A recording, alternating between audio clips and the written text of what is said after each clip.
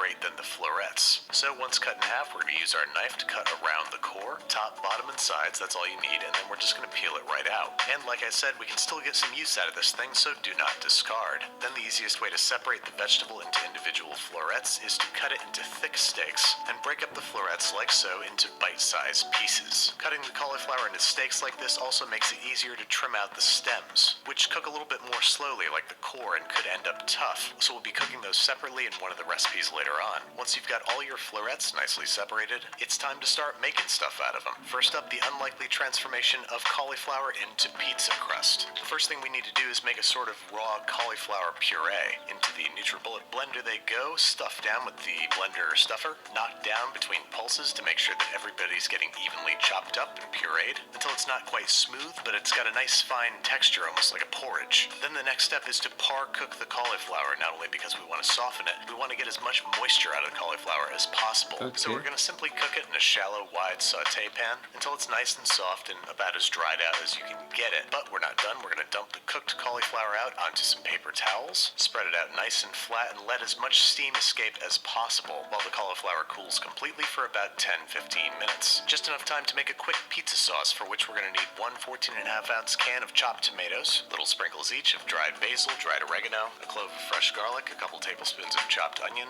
and a little sprinkle of red pepper flake. Pulse a few times gently and quickly, just enough to it's possible this video is divided into two parts. It's possible as it's this kind of 10 minutes long and I'm not able to upload 10 minutes videos. I don't know why, somehow editing process or whatever, and that's why you have to like thumbs up this video and please subscribe to my channel. And then if you have any request for me,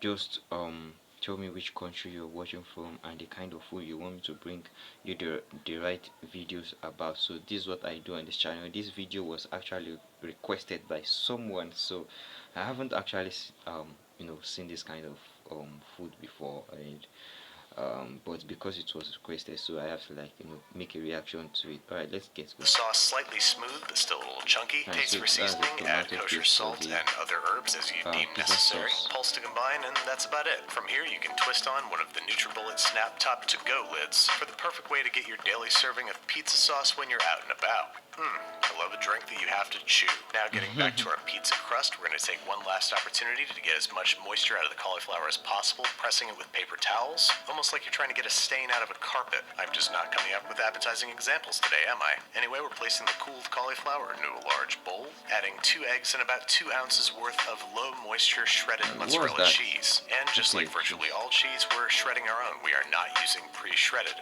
Right, guys?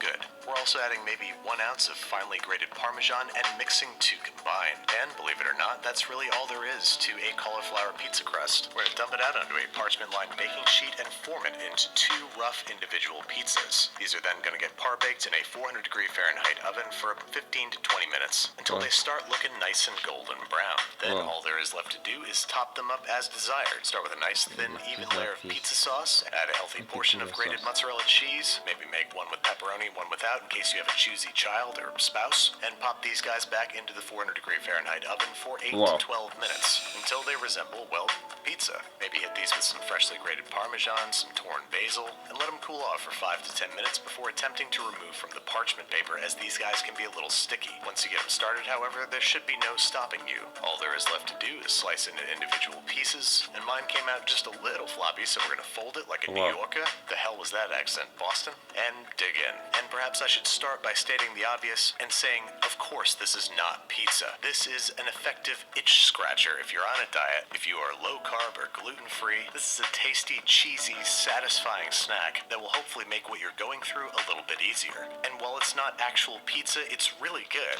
And that's why you have to get these pizzas to the next video. Alright, sorry.